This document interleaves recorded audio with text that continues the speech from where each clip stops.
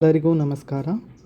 KEA KSET 2024 KSET ಫಲಿತಾಂಶ ತಯಾರಿ ಪ್ರಕ್ರಿಯೆ ಹೇಗೆ ನಡೀತಿದೆ, ಹೇಗೆ ನಡೆಯುತ್ತೆ ಅನ್ನೋದನ್ನು ಈ ವಿಡಿಯೋದಲ್ಲಿ ನಿಮಗೆ ತಿಳಿಸ್ತಾ ಹೋಗ್ತೇನೆ. ವಿಡಿಯೋವನ್ನು ಸ್ಕಿಪ್ ಮಾಡದೆ ಪೂರ್ತಿಯಾಗಿ ನೋಡಿ.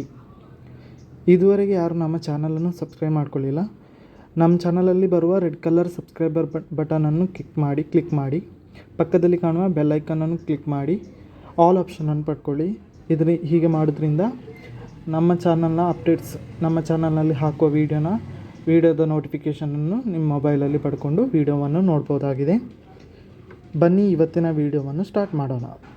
ಇವತ್ತಿನ ವಿಡಿಯೋದಲ್ಲಿ KSET ಫಲಿತಾಂಶವನ್ನು ಹೇಗೆ ಪ್ರಕಟಿಸ್ತಾರೆ, ಯಾವ ರೀತಿಯಲ್ಲಿ ಫಲಿತಾಂಶವನ್ನು ಬಿಡುಗಡೆಗೊಳಿಸ್ತಾರೆ, ಯಾವ ರೀತಿ ಫಲಿತಾಂಶವನ್ನು ತಯಾರಿ ಮಾಡ್ತಾರೆ ಅನ್ನೋದನ್ನು ಈ ವಿಡಿಯೋದಲ್ಲಿ ತಿಳಿಸ್ತೇನೆ. KSET ಎಕ್ಸಾಮ್ 2024 ಜನವರಿ 13ರಂದು ನಡೆದಿತ್ತು. ಆನಂತರ ಕೀ ಉತ್ತರವನ್ನು ಬಿಟ್ಟಿದ್ದರು. ಆನಂತರ ಆಕ್ಷೇಪಣೆ ಸಲ್ಲಿಸಿ ಅದರ ಬೇಸ್ ಮೇಲೆ ಫೈನಲ್ ಕೀ ಆನ್ಸರನ್ನು ಬಿಟ್ಟರು. ಎಲ್ಲರೂ ಹೇಳ್ತಿದ್ದಾಗೆ KSETನ ರಿಸಲ್ಟ್ ಹೇಗೆ ಬರುತ್ತೆ ಅಂದರೆ, ಫೈನಲ್ ಆನ್ಸರ್ ಅಂದರೆ ಫೈನಲ್ ಕೀ ರಿಸಲ್ಟನ್ನು ಬಿಟ್ಟ ನಂತರ ಅದರ ಬೇಸ್ ಮೇಲೆ ವ್ಯಾಲ್ಯೂಯೇಷನ್ ನಡೆಸಿ ಅದನ್ನು ಬಿಡ್ತೇವೆ ಅಂತ, ಅಂದರೆ ವ್ಯಾಲ್ಯೂಯೇಷನ್ ನಡೆಸಿ ಅದರ ಬೇಸ್ ಮೇಲೆ ಫೈನಲ್ ಕೀ ಆನ್ಸರ್ನ ಬೇಸ್ ಮೇಲೆ ವ್ಯಾಲ್ಯೂಯೇಷನನ್ನು ಮಾಡ್ತಾರೆ. ಅದರ ಬೇಸ್ ಮೇಲೆ ರಿಸಲ್ಟನ್ನು ಕೊಡ್ತೇವೆ ಅಂತ ಒಂದು ಮಾಹಿತಿ ಇತ್ತು. ಈಗ ಆಲ್ಮೋಸ್ಟು 2 ವಾರಕ್ಕಿಂತ ಹೆಚ್ಚಾಯಿತು ರಿಸಲ್ಟ್ ಬಿಟ್ಟು, ಅಂದರೆ ಫೈನಲ್ ಆನ್ಸರ್ ಬಿಟ್ಟು. ಇನ್ನೂ ರಿಸಲ್ಟ್ ಬಂದಿಲ್ಲ.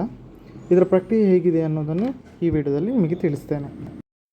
KSET ಫಲಿತಾಂಶ ತಯಾರಿ ಪ್ರಕ್ರಿಯೆ ಹೇಗಿದೆ ಅಂದರೆ, ಅಂತಿಮ ಉತ್ತರ ಕೀಲಿಯಲ್ಲಿ ಅಂದರೆ ಫೈನಲ್ ಕೀ ಆನ್ಸರನ್ನು ಏನು ಬಿಟ್ಟಿದ್ದಾರೆ, ನೀಡಲಾದ ಆನ್ಸರ್ನ ಆಧಾರದ ಮೇಲೆ ಪ್ರಾಧಿಕಾರವು ಅಭ್ಯರ್ಥಿಗಳ ಉತ್ತರ ಪತ್ರಿಕೆಗಳನ್ನು ಮೌಲ್ಯಮಾಪನ ಮಾಡುತ್ತದೆ ಅನ್ನೋ ಮಾಹಿತಿಯನ್ನು ಕೊಟ್ಟಿದ್ದಾರೆ.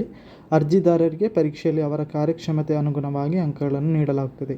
ಹೇಗೆಂದರೆ ಫೈನಲ್ ಕೀ ಆನ್ಸರ್ ಏನು ಬಿಟ್ಟಿದ್ದಾರೆ ಅದೇ ಫೈನಲ್ ಆನ್ಸರ್ ಆಗಿರುತ್ತೆ. ಅದರ ಬೇಸ್ ಮೇಲೆ ನಮ್ಮ ರಿಸಲ್ಟ್, ನಾವೇನು ಆನ್ಸರ್ ಮಾಡಿದ್ದೇವೆ ಅದನ್ನು ವ್ಯಾಲ್ಯೂಯೇಷನ್ ಮಾಡ್ತಾರೆ. ಅದರ ಬೇಸ್ ಮೇಲೆ ನಮಗೆ ಮಾರ್ಕನ್ನು ಕೊಡ್ತಾರೆ. ಹಾಗೆಯೇ ಒಮ್ಮೆ ಮೌಲ್ಯಮಾಪನ ಪ್ರಕ್ರಿಯೆ ಪೂರ್ಣಗೊಂಡ ನಂತರ ಅಧಿಕಾರಿಗಳು ಅಧಿಕೃತ ವೆಬ್ಸೈಟ್ನ cet.online.karnataka.government.in ಆನ್ಲೈನ್ ಮೂಲಕ KSETನ ಫಲಿತಾಂಶವನ್ನು ಘೋಷಿಸುತ್ತಾರೆ. ಇದೇ 18ರಂದು ಏಪ್ರಿಲ್ 18ರಂದು ಫೈನಲ್ ಆನ್ಸರನ್ನು ಬಿಡ್ತೇವೆ ಅನ್ನೋ ಮಾಹಿತಿಯನ್ನು ಕೊಟ್ಟಿದ್ದಾರೆ. ಅಥವಾ ಇದೇ ವಾರದಲ್ಲಿ ಕನ್ಫರ್ಮ್ ಆಗಿ ರಿಸಲ್ಟನ್ನು ಬಿಡ್ತೇವೆ ಅಂತ ಹೇಳಿದ್ದಾರೆ. ಆದರೆ 42 ವಿಷಯಗಳ ಪೇಪರನ್ನು ವ್ಯಾಲ್ಯೂಯೇಷನ್ ಮಾಡಿ ಒಮ್ಮೆಲೆ ರಿಸಲ್ಟ್ ಬಿಡಬೇಕಾದ್ರೆ ಸ್ವಲ್ಪ ದಿವಸ ತಗೊಳ್ಬೋದು. KEAಯಿಂದ ಮಾಹಿತಿ ಬಂದಿದೆ 18ಕ್ಕೆ ಬಿಡ್ತೇವೆ ಅಂತ. ಆದರೂ ಮೇ ಬಿ ಬರ್ಬೋದು 18ಕ್ಕೆ ಅಥವಾ 18 ಈ ವಾರದಲ್ಲಿ ಬರ್ಬೋದು ಅಂತ ಕೊಟ್ಟಿದ್ದಾರೆ, ಕನ್ಫರ್ಮ್ ಬರುತ್ತೆ ಅಂತ. ಆದರೆ 42 ವಿಷಯಗಳ ವ್ಯಾಲ್ಯೂಯೇಷನ್ ಆಗಬೇಕಲ್ಲ, ಸೊ ಅದಾದಮೇಲೆ ಲೇಟಾಗಿ ಬರಲಿಕ್ಕೂ ಸಾಧ್ಯತೆ ಇದೆ. ಇಷ್ಟು ಇವತ್ತಿನ ಅಪ್ಡೇಟ್ಸ್. ಈ ಮಾಹಿತಿ ನಿಮಗೆ ಇಷ್ಟ ಆಗಿದ್ದರೆ ಲೈಕ್ ಮಾಡಿ, ಶೇರ್ ಮಾಡಿ, ಕಮೆಂಟ್ ಮಾಡಿ ಅಂತ ಹೇಳ್ತಾ, ಯಾರೆಲ್ಲ ಈ ವಿಡಿಯೋವನ್ನು ನೋಡ್ತಿದ್ದೀರಾ ಎಲ್ಲರೂ ನಿಮ್ಮ ಫ್ರೆಂಡ್ಸಿಗೆ ಶೇರ್ ಮಾಡಿ. ಹಾಗೆಯೇ ನಮ್ಮ ಚಾನಲ್ಗೆ ಯಾರು ಇನ್ನೂ ಸಬ್ಸ್ಕ್ರೈಬ್ ಆಗಿಲ್ಲ, ಸಬ್ಸ್ಕ್ರೈಬ್ ಆಗಿ ಅಂತ ಹೇಳ್ತಾ ಎಲ್ರಿಗೂ ನಮಸ್ಕಾರ.